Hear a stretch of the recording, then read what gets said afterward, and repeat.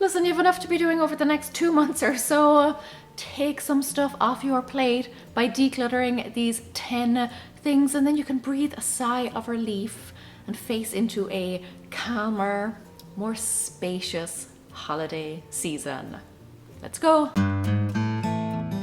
How's it going? It's Laura and Jovi. We are talking November declutter, and you know what that means. It's time for my annual Say November challenge. Every November I challenge you to say no to something, either for the month of November, just for that month, or you start saying no in November and then you just continue saying no forever. Something that you just do not need in your life. And lucky for you, I have some ideas for you. As I do every month, I share 10 things that you can declutter. So without further ado, let's jump into November's list. Now, the first few of these will be a little bit more abstract, and then we'll dive into more practical, tangible things. But number one on our list is traditions that you traditions that you no longer want to do. Things that you no longer want to keep up with. I think one of the best ways of kind of deciding which are the traditions you want to keep and which are the ones you want to ditch is just looking forward, like mentally, over the next month or two. What are the things that you would normally do? So like, would you normally host a dinner? Would you normally go to someone else's house for dinner? Would you normally exchange gifts? Would you normally go see a certain performance? Or all of those types of things.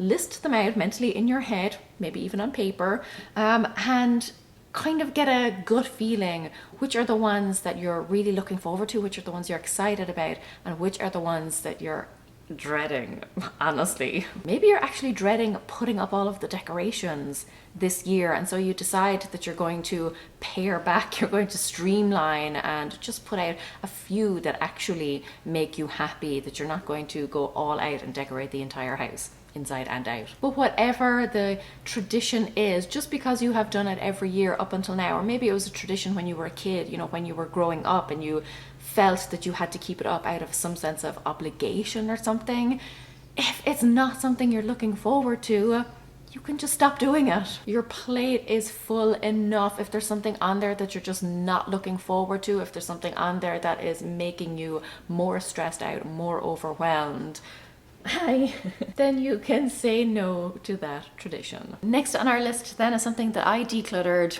this past year or two, and let me tell you, made a world of difference. That is ignoring signs that something is wrong. Now, for me specifically, this was health related. I kind of dug deep on this one and decided that, you know what, I wasn't going to put up with certain things anymore. Went in, got them investigated, and even when they didn't know what was wrong with me, I just kept going. Doctors were all like, we don't know what's wrong with you, we'll just monitor you, you know, come back every 6 to 12 months, we'll do more blood work, etc. I was like, no, let's get this sorted right now. I actually sent out a recent newsletter. If you're on my email list, you probably got it, but it was about this idea that sometimes you don't know how bad you feel until you don't feel it anymore. Like, you don't know what you have come to just accept as normal until you change it. This was true for me with my health. Like, I knew that I suffered from chronic pain, but I thought it was just flare-ups that I got every now and again. Whereas recently, when I started taking this new medication that has actually, hopefully, solved my problems in terms of the pain, I realized that actually on a daily basis I was in pain. It was just kind of a more low level pain, and because it was that lower level, I hadn't even realized it. Like, I had just come to live with it. It needs to be like getting all the attention all the time, isn't that right? Yeah, I hadn't realized how bad I was feeling on a daily basis because it had just become so normal for me. And it was only when I got like the really bad flare-ups that I started to take notice. So for you, like, what is something that maybe you have been ignoring or putting off for a while? And it doesn't necessarily have to be health related, but anything. Maybe it's something about your job that you don't like, or just your general circumstances that you don't like. What are you accepting as normal? But, you know, when you really sit down and think about it, you realize it's not, or it shouldn't be. When was the last time you felt good in a particular area in your life, whether that be health, whether that be your career, whether it be your relationships, or just your general lifestyle. Clutter comes in all forms. It's not just physical stuff, which I feel is kind of what we have a tendency to think of when we think of clutter, but clutter is essentially anything that is weighing you down, anything that is unnecessary, unwanted, anything that is taking you away from living the life that you want to live. You're half off the chair. She's heard a noise outside, so she's gone to growl at them and let them know who's boss. But next on our list is another thing that might be preventing you from living your dream life, living the life that you want to live, and that is debt. And we all probably have it in some form or another, whether that be a mortgage or student loans or credit card debt, anything like that. Or not just the debt itself, but anything that encourages you to go into debt, like having lots of credit cards, even loyalty cards. They do encourage you to spend more. I used to work in retail. The store that I worked for had a loyalty card, and people who used it, like there were studies done, people who used it spent more money. I think it was 17% more. People who had loyalty cards spent 17% more than people who didn't. But it might also be catalogs, you know, anything that you get in through the door like that, or an email newsletter that is from an online store, like a retail store. When you get it, you might just flick through and see something that maybe you wouldn't have even considered previously, but now that you've seen it, you want it. And obviously this time of year is terrible in terms of shopping and having us spending a lot more, because we're generally shopping for gifts, a lot more food, etc., etc. And it may not be things that we really need. Particularly, I don't know if you're like me, but I know that if I am not kind of like on top of it and I don't have a list with a budget and all that type of thing, if I kind of scramble and try to get a gift last minute, I usually end up spending much more because I haven't really put any thought into it. So I just end up running out and grabbing something expensive, or maybe a gift card or something like that, and I feel like I have to spend more to make up for the fact that it might not be something that they really want, something that I put a lot of thought and effort and energy into. So make your list now, make your budget now. If you start to shop early, you're much more likely to find something that is within budget, that's a little bit more reasonable. That may help to alleviate some of the stress. I know particularly around this time, a lot of people put stuff on credit cards, and then come January and February, when the statements start rolling in, that's when the real impact hits us. Maybe even have a chat with your family. You know, if you have a large extended family or a lot of people to buy for, maybe you can organize some form of gift exchange where everybody just picks one person to buy for, or something like that. Plus, if you do it that way, it cuts down on the rest of the clutter that is probably coming into your home around this time of year. All those gifts and random things that you may want or you may not. The things that you'll spend the next few months decluttering. Next on the list is something that you may not even consider all that often, and that is your music collection. I think a lot of people have different playlists that they listen to at different times of year. Or maybe you've got old music equipment. Maybe you've got cassette tapes. Who remembers those? Or, you know, old CDs or whatever that you just don't listen to anymore, because I think the vast majority of us are probably listening to digital music. Now, if you do have physical versions of songs, you do have cassettes and CDs and stuff, and you want to keep certain songs, by all means go and download a digital version. Or if you want to keep it old school, make yourself a good old-fashioned mixtape of all of your favorites. Music, you know, CDs I feel are kind of like sets of dishes or, you know, sets of like saucepans, pots and pans and things, or, you know, subscription boxes, because generally you buy the whole thing, but there's really only one or two items in there that you actually like. But yeah, if you were like curating a playlist of your all-time favorite songs, what would make the cut and what wouldn't? Oh, and just for funsies, let me know what are some of your favorite songs or your favorite playlists or whatever in the comments. I read an interesting thing, I think it was last year, that said that generally after like high school, after our kind of teens, early 20s, we stop listening to new music. Like whatever music we were listening to in our late teens, in our early 20s, that's generally the music that we stick to for the rest of our lives. And that is definitely true for me. If it's not kind of 90s or early 2000s pop rock, metal, or grunge, I'm probably not listening to it. Okay, let's move on to more tangible things, okay? Physical things that are taking up actual space in your home. And the first on this list is one that we kind of tend to utilize a lot this time of year, and that is table stuff, anything you would use to decorate your table. So I am talking napkins, napkin rings, I'm talking placemats, I'm talking coasters, all of those types of things, table runners, maybe even centerpieces. This is the time of year when most of us are probably getting out that stuff more often because we're hosting more often, we're having bigger dinners, we're setting the table in a fancier way more often. So if you've got something that's just not in good condition, something that you don't want the hassle of having to pull out, like we talked about with those traditions. If you don't want to use it, get rid of it. If it's still in good condition, go ahead and donate it. Somebody else will be very happy to have it. Something that I've noticed for myself that I had to stop doing was buying cheap stuff for a particular season. You know, you go out and you see all of those cheap table runners and like dishcloths and stuff like that, you know, like tea towels that have like little Christmas trees or little Santa heads or something on them, and you buy them because you think, oh, that's cute, and you know, it's Christmassy or whatever, or even like Thanksgiving. And the reality is they're not good quality and they're generally terrible. Particularly tea towels. If you buy a seasonal tea towel, it's useless. Don't let stuff that you only use 5% of the time take up space 100% of the year. Some of you are going to feel called out by this next one, and I can't help you there, I'm afraid. But that is boxes. Empty boxes that you've got lying around.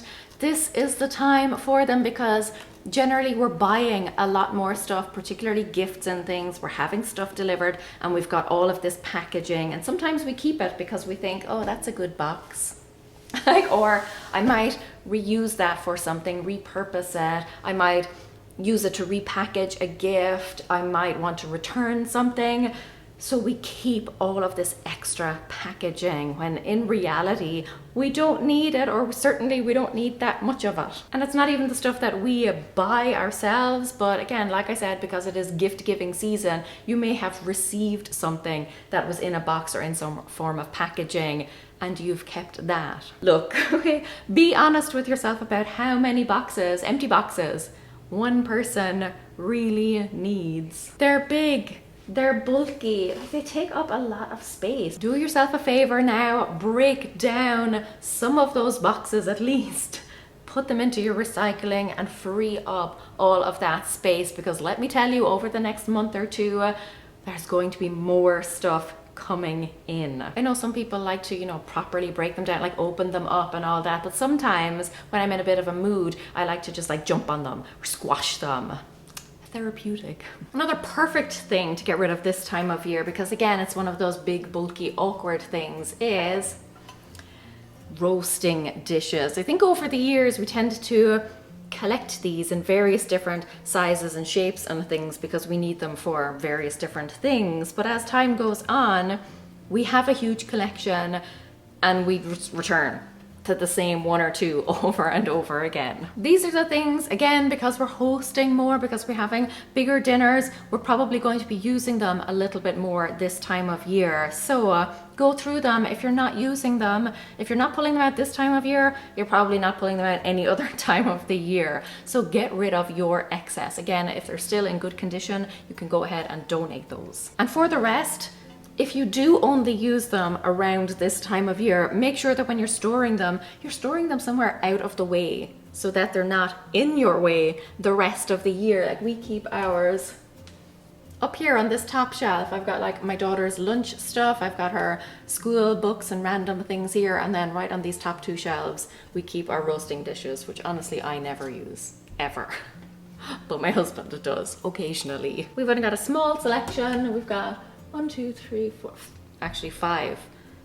That's not as small as I thought it was. We could probably stand to declutter a few of these. I'll wait till my husband comes home, ask him. Okay, this next one is technically outside, but I'm not going to go out there because number 1, it's noisy, and number 2, allergies are still crippling me.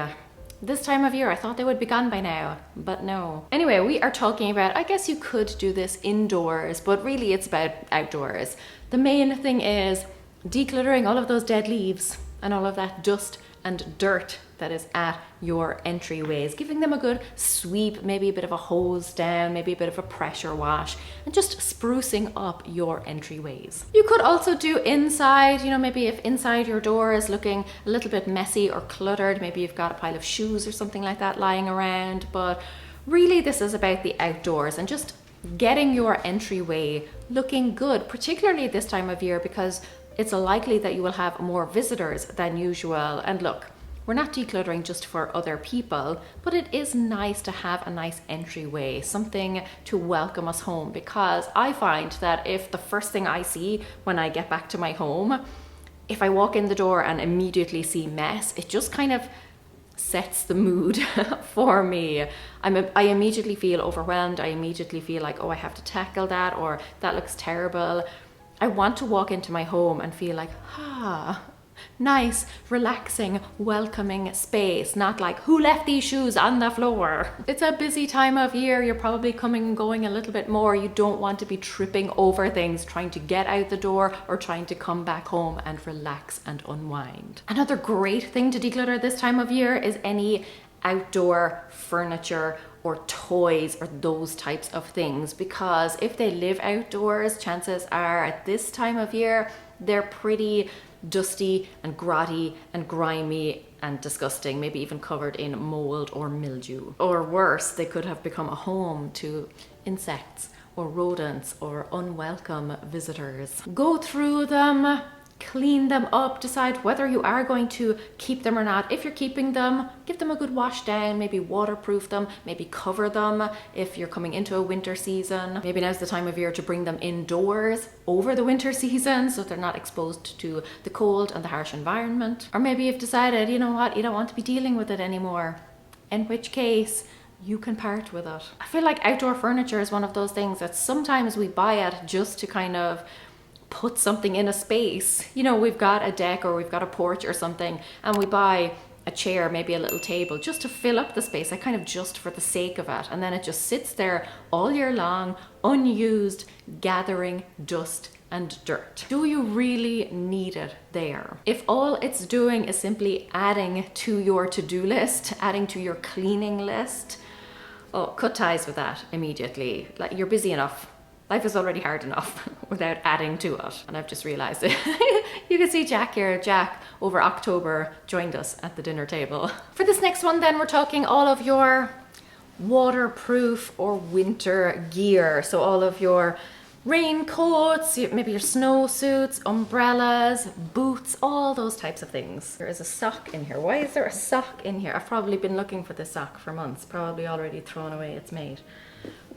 You want to make sure that it's in good condition, because if it's not, it's pretty much no good to you. Like, there's no point in having a waterproof jacket that is not in fact waterproof at all. Or if you're just not wearing them or not using them for whatever reason. But especially then for kids, because they grow out of things so quickly. So if you've got snow boots and rain suits and all those types of things, hats and gloves, go through them now, get rid of anything that they have outgrown, and make sure that you have new stuff that fits, that is in good condition, ready for the new winter season. Do your kids have what they will need? Do you have what you will need for the cold, wet, miserable winter weather? Can you tell I'm more of a summer person? Discovered while recording that segment that this umbrella is actually broken, which is a pity because it's a nice umbrella, but yeah, that will have to go. Never fear though, I'm Irish. I have multiple umbrellas all over the place because that's just the way I was raised.